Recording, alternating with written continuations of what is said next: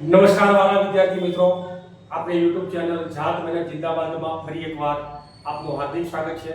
મિત્રો, આજે આપણે એવા એક મુદ્દાની ચર્ચા કરવા જઈ રહ્યા છીએ કે જે ધોરણ 9 થી 12 સુધી એક જ સ્વરૂપમાં પૂછાય છે અને એક કોમન મુદ્દો છે અને એ છે ઈમેલ.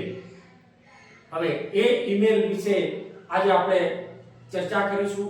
શું છે, ક્યારે વપરાય, કેવી રીતે એનો ઉપયોગ થાય છે, એનું મહત્વ શું છે, એનું એક માળખું આપણે જોવું છે અને એના ઉદાહરણ એક બે ઉદાહરણ પણ આપણે જોઈશું કે આપણે ઈમેલને કેવી રીતે લખી શકીએ. મિત્રો, સારા અને સુવાચ્ય અક્ષરે ઈમેલ લખશો મિત્રો તો 4 થી 5 માર્ક એની અંદર તમે આરામથી મેળવી શકો. 4 અને 5 માર્કનો લગભગ એ આપણને દરેક ધોરણ પ્રમાણે એના માર્ક્સ અલગ અલગ હોય છે. ધોરણ 10 માં એના 5 માર્ક હોય છે મિત્રો, તો આ 5 માર્ક આપણે આરામથી મેળવી શકીએ. હવે શું છે ઈમેલ, એની આપણે વિગતે ચર્ચા કરવી છે. વિડિયોને તમારે અંત સુધી જોવાનો છે, એને લાઈક, શેર અને સબસ્ક્રાઇબ કરવાનું છે મિત્રો. અને એમાં રહેલા પોઈન્ટ્સ જે પણ છે એ તમે વિડિયોને થોભાવીને સ્ક્રીનશોટ પાડી લો, એનો માળખાનો સ્ક્રીનશોટ પાડી લો મિત્રો. જે પણ ઈમેલ છે એના પણ સ્ક્રીનશોટ પાડી લો અને એ પ્રમાણે કેટલાક સરળ વાક્યોની મદદથી તમે જાતે ઈમેલ બનાવવાની કોશિશ કરો મિત્રો, તો આની અંદર સારા એવા માર્ક્સ તમે મેળવી શકશો. આવો મિત્રો, વિડિયોની શરૂઆત કરીએ.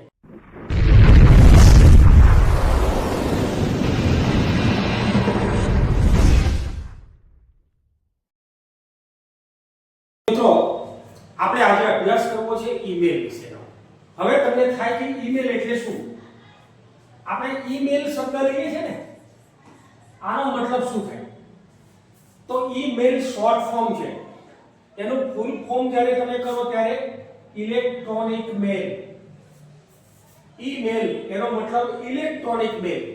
હવે ઇલેક્ટ્રોનિક એ બીજાણુ સાથે સંકળાયેલો શબ્દ છે, વીજળી સાથે સંકળાયેલો શબ્દ, વિદ્યુત સાથે, બીજાણુ યંત્ર જેને કહીએ આપણે.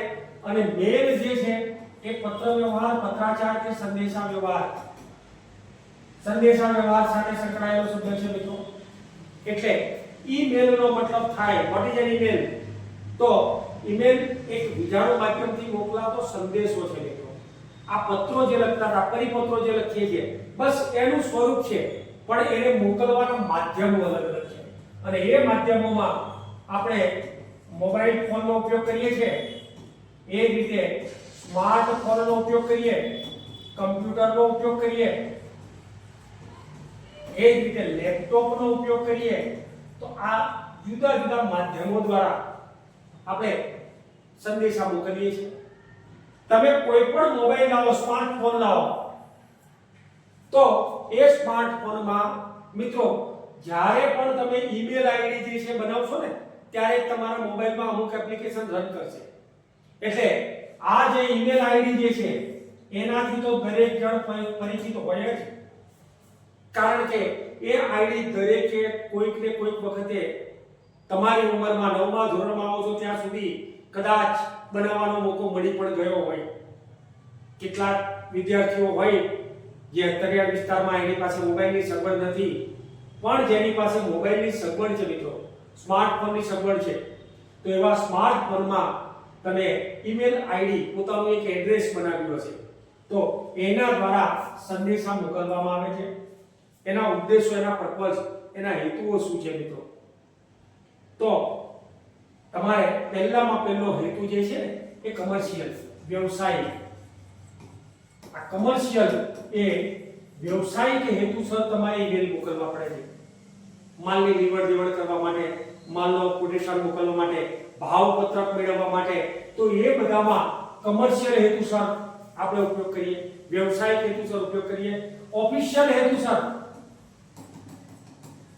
ઓફિશિયલ પર્પસ, કેટલીક કચેરીઓમાં તમારે સંદેશા મોકલવાના હોય છે, કોર્પોરેશનમાં, નિગમમાં તમારે કોઈ જગ્યાએ સંદેશા મોકલવા પડે છે કે ભાઈ અમારું આટલું કામ કરવાનું છે, રોડ રસ્તા બનાવવાના છે, તો અહીંયા આપણે મેલ દ્વારા સંદેશો મોકલીએ છીએ મિત્રો.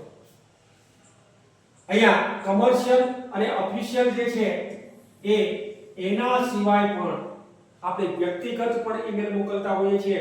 એટલે કે કોઈ જૂથ અથવા તો ગ્રુપ જે છે એ ગ્રુપની સાથે કનેક્ટ થવા માટે, ગ્રુપની સાથે પત્ર વ્યવહાર કરવા માટે તમે સંદેશાની આપ-લે કરતા હો છો. એમાં પણ મેલનો ઉપયોગ થાય છે. જ્યારે વિશાળ મોડો વર્ગ કોઈ ચોક્કસ સિદ્ધાંતો અથવા તો ઉદ્દેશો માટે ભેગો થયો હોય તો એને ઈમેલ દ્વારા એ પત્રાચાર કરે છે. એટલે કે ગ્રુપને પણ મોકલવામાં આવે છે અથવા વ્યક્તિગત રીતે એટલે કે પર્સનલ પર્પઝ માટે પણ તમે ઈમેલનો ઉપયોગ કરી શકો છો. તો આવી રીતે જુદા જુદા પ્રકારે આપણે ઈમેલનો ઉપયોગ કરીએ છીએ મિત્રો. હવે આ ઈમેલ જે છે એને લખવા માટે ચોક્કસ માળખાનો ઉપયોગ કરવાનો છે અને એ માળખું તમે ધ્યાનમાં રાખી લો ને પછી અંદરની વિગતો તો ઓટોમેટિક તમારી પાસે આવતી જશે. ઓટોમેટિક એ વિગતો આવતી જાય એટલે તમારે લખતા જવાનું છે. તમે કહેશો કે સાહેબ અંગ્રેજી નથી આવડતું, કઈ વાંધો નહીં, ગુજરાતી આવડે છે.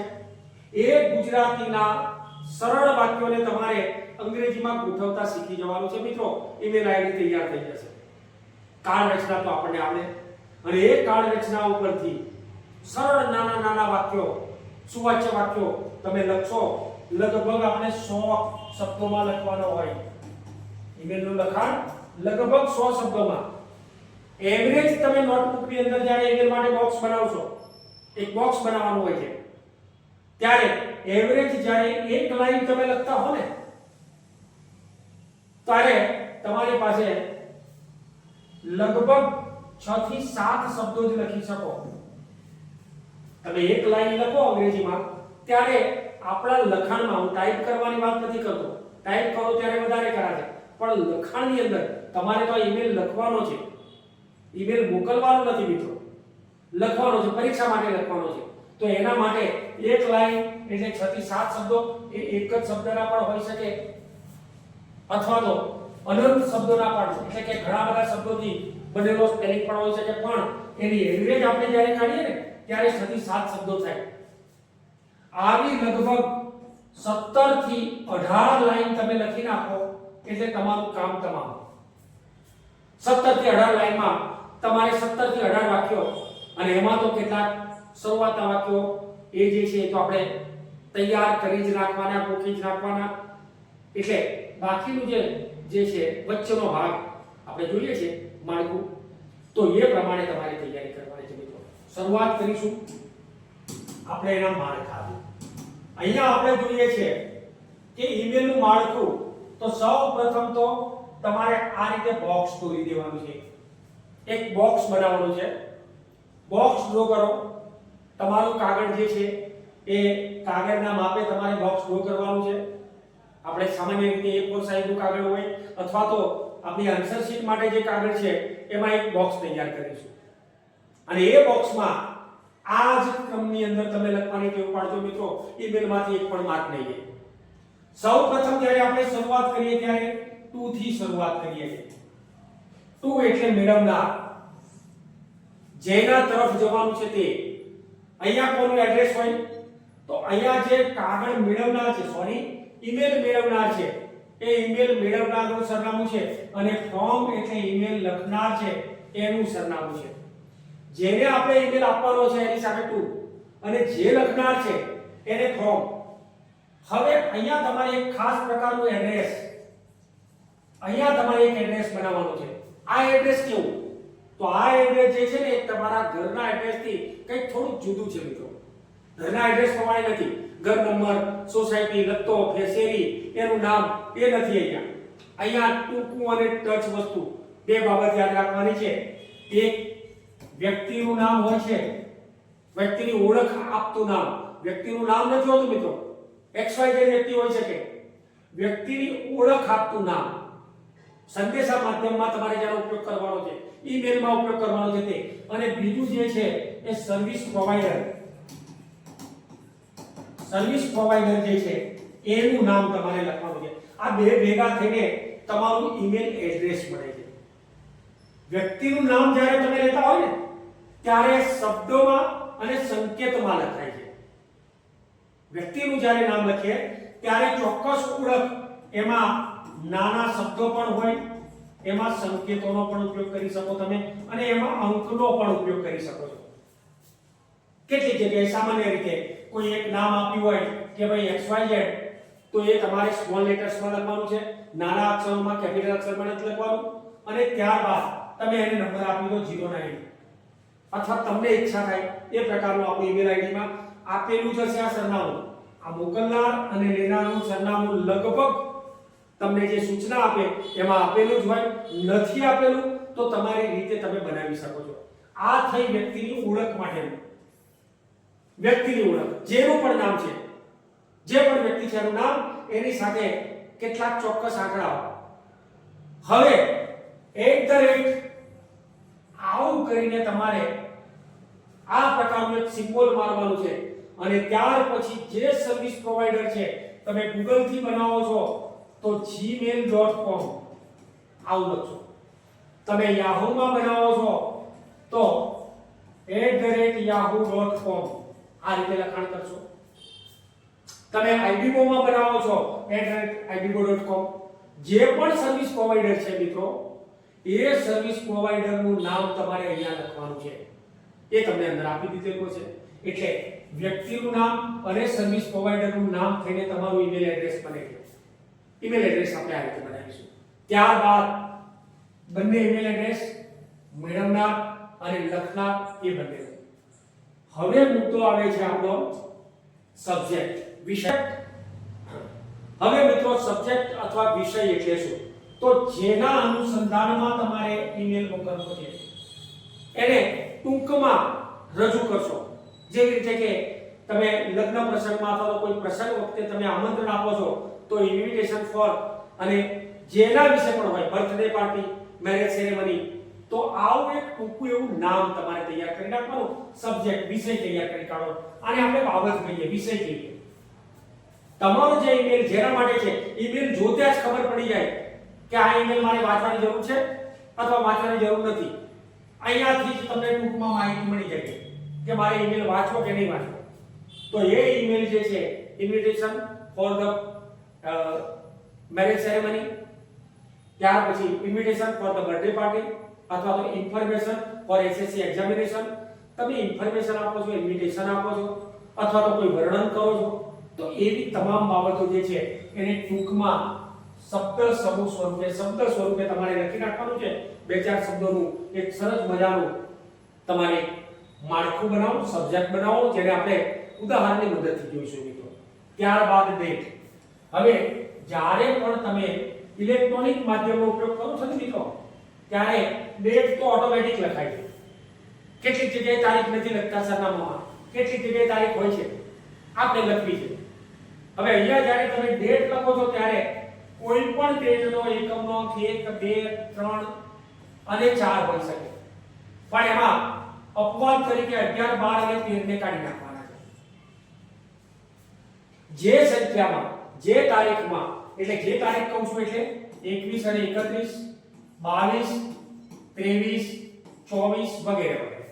મેં તમને કીધું એ પ્રમાણે 11, 12 અને 13 ને બાદ કરી દો. તો જેનો એકમનો અંક 1 છે સિવાય કે 11, તો એની પાછળ ST લગાડો. 21st, એ રીતે 31st. ત્યારબાદ જેની પાછળ 2 આપેલો છે એની પાછળ ND લગાડો. 12 ને બાદ કરીને 22nd, 32nd તો તારીખ હોતી જ નથી મિત્રો. હવે જેની પાછળ 3 છે એની પાછળ RD લગાડો 13 ને બાદ કરીને. અને બાકીના બધા જ ઇન્ક્લુડ 11, 12 અને 13 એ તમામની સાથે તમારે TH શબ્દ વાપરવાનો છે. 24th, 12th, 11th વગેરે વગેરે. તો એ પ્રમાણે TH વાપરીશું. અને ત્યારબાદ જે પણ મહિનો છે એ મહિનાનું નામ લખ્યા પછી વર્ષ આપણે લખવાનું છે 25 મે 2025. 24મી મે 2025. તમે પરીક્ષા આપતા હો ત્યારે માર્ચ મહિનો હોય તો એ વખતની લખશો. હવે અહીંયા તમે તારીખ લખો છો. હવે ઈમેલ જ્યારે મોકલશો ને મિત્રો, ત્યારે એક બાબત તારીખ માટે યાદ રાખજો કે તારીખ તમે જે મારી છે એ અંદર જો તમે ઇન્વિટેશન આપતા હોય ને તો એના પહેલાની તારીખ હોવી જોઈએ. આ ધ્યાન રાખજો ખાસ. ક્યારેક એવું ના બને કે તમે તારીખ આપી હોય 24 અને તમારો ઇન્વિટેશનનો કાર્યક્રમ 23 તારીખે પૂરો થઈ ગયો હોય તો એ જઈ જ નહીં શકે ને, ઈમેલ ઇન્વિટેશનનો કોઈ અર્થ નથી. તો આવી નાની બાબતો ધ્યાનમાં રાખજો. પણ ધારો કે તમે કોઈ પ્રવાસનું વર્ણન કરવા માટે કોઈ માહિતી માટે માંગતા હો તો એની પછીની તારીખ ધ્યાનમાં લેવી પડશે. આજે છે ને નેચરલી નોર્મલી બાબતો છે ને તમે યાદ રાખી શકો મિત્રો. જન્મ તારીખ માટે ઇન્વિટેશન, લગ્ન પ્રસંગ માટે ઇન્વિટેશન, કોઈ કાર્યક્રમ કે ફંક્શન માટેનું ઇન્વિટેશન હોય તો એ મિત્રો એની તારીખ પછી જ આવતી હોય. અને જ્યારે કોઈ ફંક્શન થઈ ગયું છે એનું વર્ણન કરો તો એ તારીખ ભૂતકાળની બની ગઈ હોય તો એના અનુસંધાનમાં તમારે તારીખ નક્કી કરવાની છે. તો આ પ્રમાણે તારીખ નક્કી કરીશું. તારીખ પછી આ જેટલી વસ્તુ છે ને એને આપણે હેડર તરીકે કહીએ છીએ. એને બે ભાગમાં વહેંચી નાખીએ છીએ. તો પહેલો ભાગ જે છે એ હેડર. હવે હેડર ની અંદર મથાળામાં આટલી બાબતો આપણે ભણી લેવાની છે. મેઇન વસ્તુ હવે જે છે ને કંપોઝ મેઇલ, અહીંયાથી તમારું શરૂ થાય છે. આ કંપોઝ મેઇલ જે છે એ તમારે જે વિશે સંદેશો મોકલવો છે ને, સંદેશા માટેનો જે સબ્જેક્ટ જણાવ્યો છે એના વિશેની તમામ માહિતી છે. પણ એને પણ તમે ત્રણ બાબતોમાં વહેંચી લો. સૌ પ્રથમ જે છે એને ગ્રીટિંગ, અભિવાદન, જેને આપણે પ્રસ્તાવના કહીએ. અભિવાદન પછી પ્રસ્તાવના પહેલા નંબર. ત્યારબાદ મેઇન બોડી, જેને આપણે હાર્ટ તરીકે ઓળખીએ, એનું જે મુખ્ય વસ્તુ જે છે તે વિષય વસ્તુ એને આપણે મેઇન બોડી તરીકે ઓળખીશું.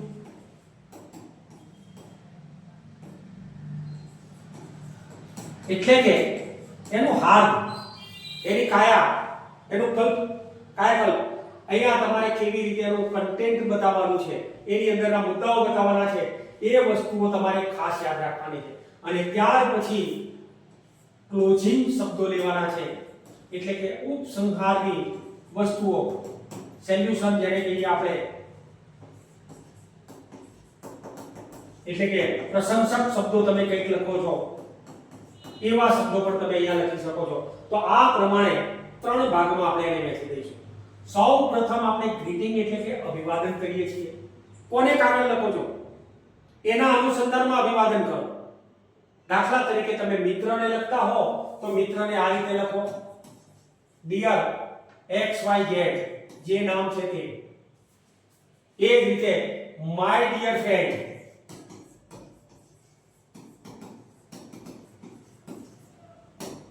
લખો.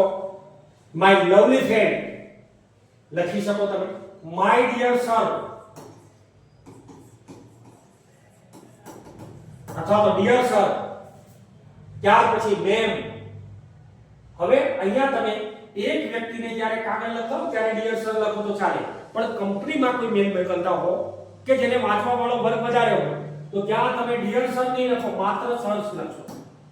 સર્સ પોળા વર્ગને જ્યારે મોકલવું હોય ત્યારે, કારણ કે બધા માનીતા નથી, બધા પ્રિય નથી મિત્રો. તો એના માટે તમારે સર્સ શબ્દનો ઉપયોગ કરવાનો છે. આ છે આપણું ગ્રીટિંગ, અભિવાદન. હાય થી પણ ચાલુ કરી શકો, હેલો રીતુ. અને ત્યાર પછી તમે એની શરૂઆત કરો. હાય રીતુ. નામ તમે કોઈ પણ લઈ શકો છો મિત્રો. તો અહીંયા એની ગ્રીટિંગ અથવા તો અભિવાદન કરવું છે આપણે. ત્યારબાદ પ્રસ્તાવના શરૂઆતમાં, બરાબર, તો પ્રસ્તાવના સરસ મજાની ટૂંકી અને ટચ લખો. બેકગ્રાઉન્ડ એક આખું તૈયાર કરી નાખો કે શાના માટે તમે આ ઈમેલ બનાવી રહ્યા છો. મેઇન બોડી, હાલ. અહીંયા તમે હમણાં જ કીધું એ રીતે તમારા મગજની અંદર જે તે મુદ્દો છે એને લગતા કેટલાક વિચારોનું વમણ, એક જાડું એ તૈયાર કરવાનું છે મિત્રો.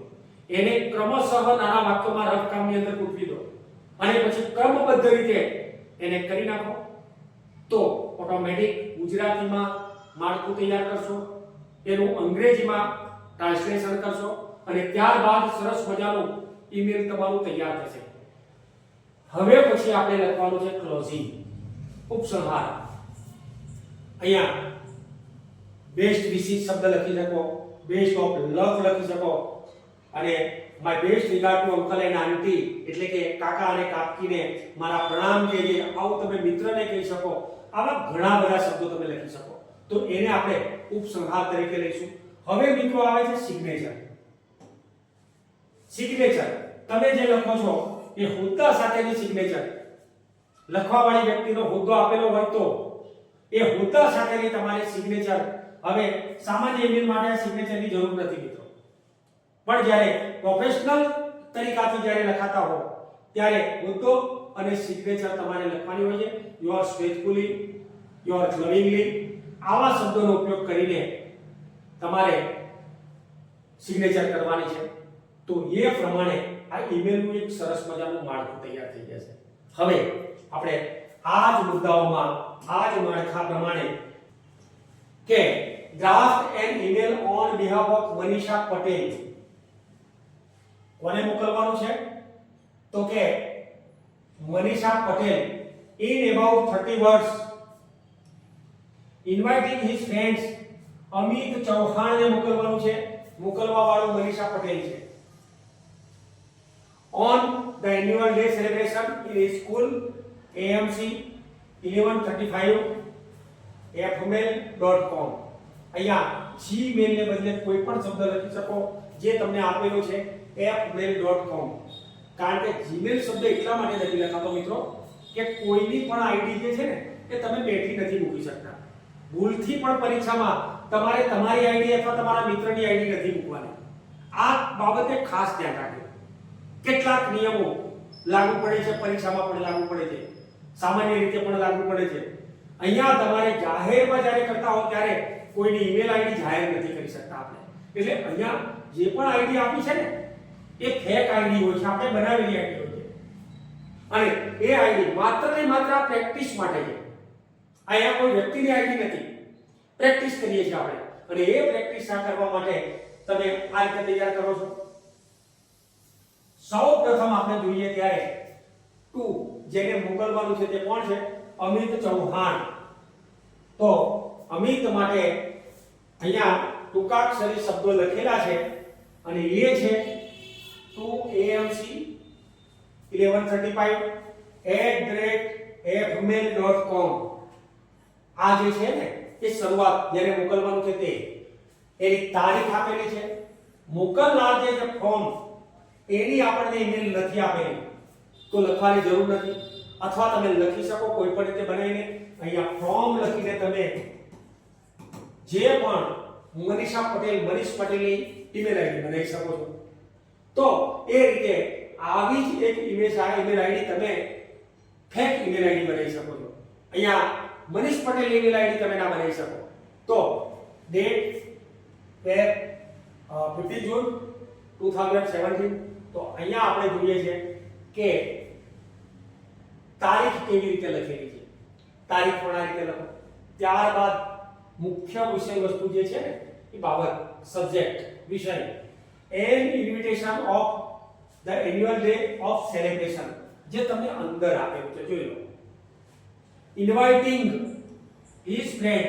ઇન્વાઇટિંગ શબ્દ કીધો છે ને એટલે એની ઇન્વિટેશન થઈ. શાના માટે છે? તો the annual day celebration in his school. તો તમારે ખાલી the annual day celebration in our school અથવા તો ડે ઓફ સેલિબ્રેશન, બસ ટૂંકું અને ટચ આવું એક હેડિંગ તમે બનાવી શકો.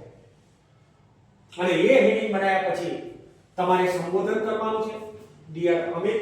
તો અહીંયા આપણે સંબોધન કરીએ છીએ. ત્યારબાદ there will be the grand celebration of the annual day of my school PV Mehta high school. PV Mehta high school ની અંદર એક ભવ્ય સમારંભ, વાર્ષિક સમારંભ રાખવામાં આવ્યો છે. સુરત સરનામું છે સ્કૂલનું. on 30th June 2017 એટલે 30મી જૂન 2013 માં મિત્રો જોવા ગયા. અહીંયા જે તારીખ આપી છે 15મી છે અને જ્યારે તમારે જવાનું છે 30 તારીખ છે તો 15 દિવસ પહેલા ઇન્વિટેશન આપેલું છે. આ બાબત ધ્યાન રાખવાની છે.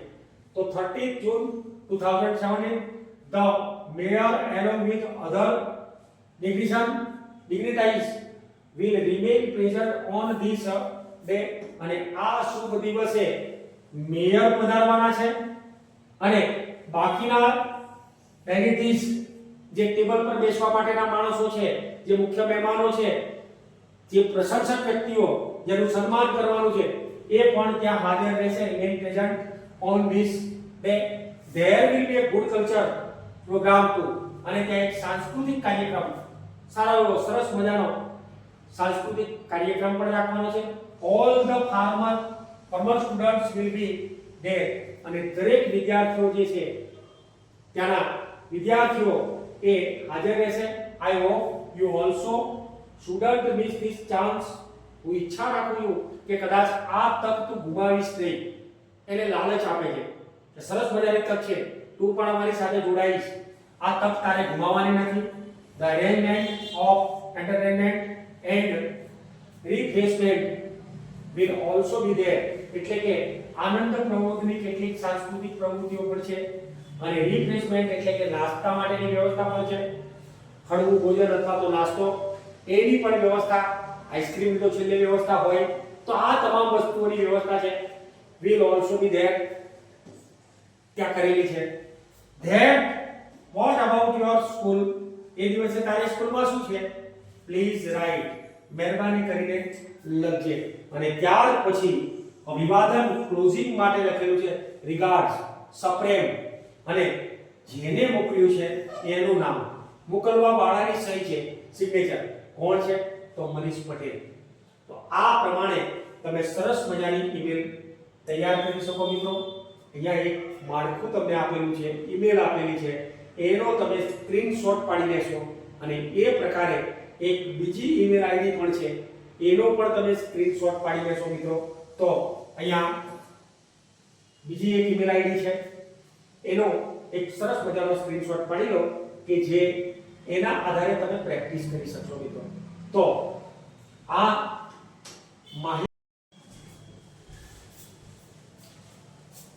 મિત્રો આ માહિતીસભર વિડિયો તમને ગમ્યો હશે. આ અને આવા અનેક વિડિયો સાથે આપણે મળતા જ રહીશું. ઈમેલ આઈડી એક સરસ મુદ્દો છે અને એને તમારે તૈયાર કરવાની છે, પૂરા માર્ચ મેળવવાના છે મિત્રો. તો આ અને આવા અનેક વિડિયો સાથે મળીએ, ત્યાં સુધી સર્વેને જય હિન્દ.